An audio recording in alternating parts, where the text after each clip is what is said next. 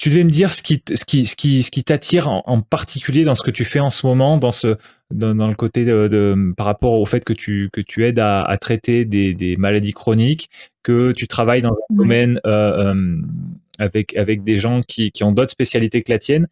Qu'est-ce qui est, qu'est-ce qui t'attire particulièrement dans ce domaine, dans cette façon de fonctionner là, en tout cas?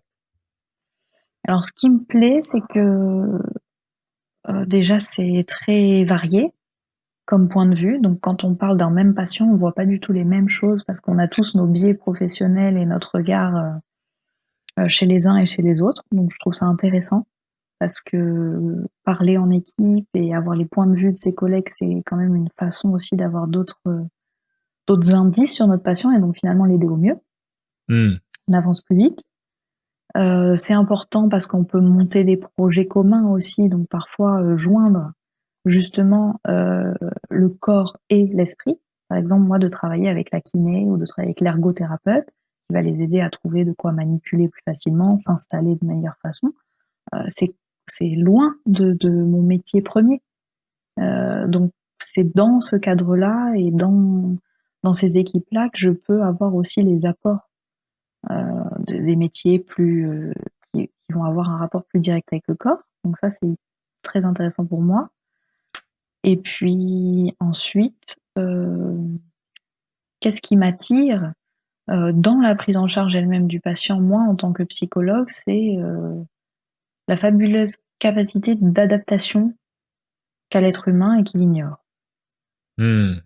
Moi, mon métier, c'est de les aider à s'adapter. Ouais. Ma façon à moi de travailler, en tout cas, c'est les aider à s'adapter. C'est: «Bonjour madame, je vais pas y arriver, je vais m'effondrer, on m'apprend quelque chose, heu et j'y arriverai pas». Et en fait, si, c'est les aider à leur montrer qu'ils ont d'autres sources qu'ils ignorent, qu'ils vont pouvoir les exploiter différemment, qu'ils vont pouvoir adapter leur façon de penser, qu'ils vont aller chercher de l'aide ailleurs, qu'ils vont, se découvrir aussi. Parfois, ils apprennent à se connaître à travers tout ce processus et que finalement, bah, ils s'adaptent. Ils Ouais. adaptent leur milieu, ils adaptent leur façon de vivre, leur hygiène de vie, leur alimentation, leur pensée, leur façon de traiter leurs émotions, de communiquer avec leurs proches, de se protéger, de travailler aussi et on va travailler sur tout ça. Mmh.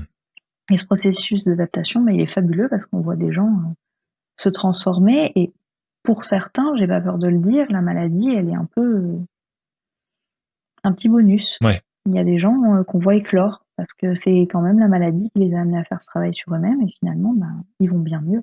Ouais. Ouais, je vois ce que tu veux dire. Ça a été un déclencheur de bonnes choses. Ça a été une mauvaise chose qui a déclenché de bonnes choses. C'est ça.